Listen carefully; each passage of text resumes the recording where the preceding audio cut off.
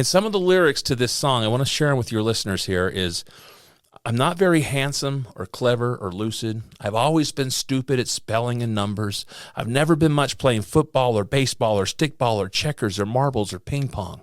I'm usually awful at parties and dances. I stand like a stick, or I cough, or I laugh, or I don't bring a present, or I spill the ice cream, or I get so depressed that I stand and I scream.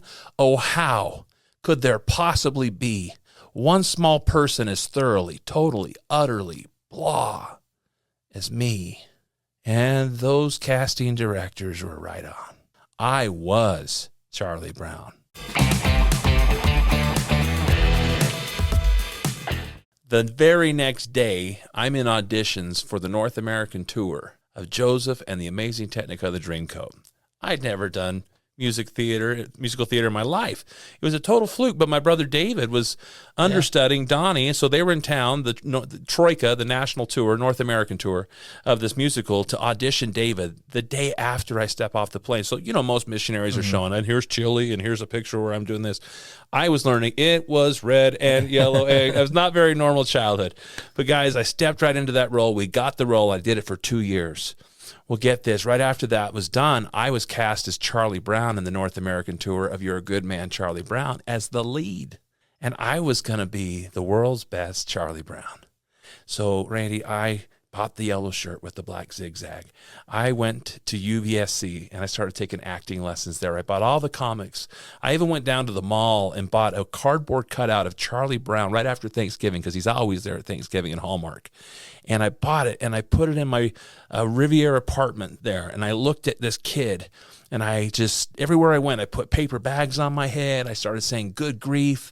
I just really was going to be Charlie Brown. Only problem is I started working on this one scene called The Doctor Is In, where Lucy says to Charlie Brown, you got to just come out and talk about everything that's wrong with you. And he does. And some of the lyrics to this song I want to share with your listeners here is, I'm not very handsome or clever or lucid. I've always been stupid at spelling and numbers. I've never been much playing football or baseball or stickball or checkers or marbles or ping pong.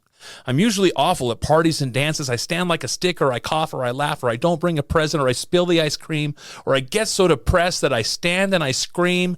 Oh, how could there possibly be one small person as thoroughly, totally, utterly blah as me? And those casting directors were right on. I was Charlie Brown. And it was affecting my life, and I didn't realize why. I felt like that other Peanuts character that always walks around in the dust cloud. Yeah, Pigpen. Yeah, I felt like him because I had this weight on my chest and on my shoulders. I was failing math at the time. I only had one class in college, and I was failing it. I felt like a loser, and yet I'm dating the girl of my dreams who later become my wife. I was cast in a lead role of a North American tour, had my dream car, and I'm feeling like garbage. I didn't make any sense because I'm not a depressed person. Why am I feeling depressed? So I just decided to go up to where the Provo Temple used to be, and I sat in that parking lot. My parents had been married there and still there, and it's a special place where I go to meditate and pray, and I was just in my little red sports car, and I was just trying to figure myself out, Randy.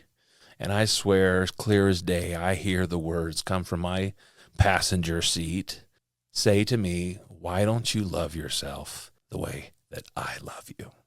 And I knew I wasn't the one who said that. And I realized in that moment that I had accomplished what I set out to do. I had literally become Charlie Brown. And I was my worst critic. Here I am telling myself I'm stupid at spelling and numbers. Well, no wonder I'm failing math. I am what I tell myself. I'm this, how could there possibly be one small person as thoroughly, totally, utterly blah as me? No wonder you're depressed. What killed Heath Ledger? The Joker. You got Angelina Jolie talks about roles that she's had a hard time getting out of, and other actors do too. And I was in that role. I had to take the yellow shirt off. I had to go hang it up. I had to become Nathan Osmond again. And I had to learn how to do that. I learned that I am going to be kinder to myself.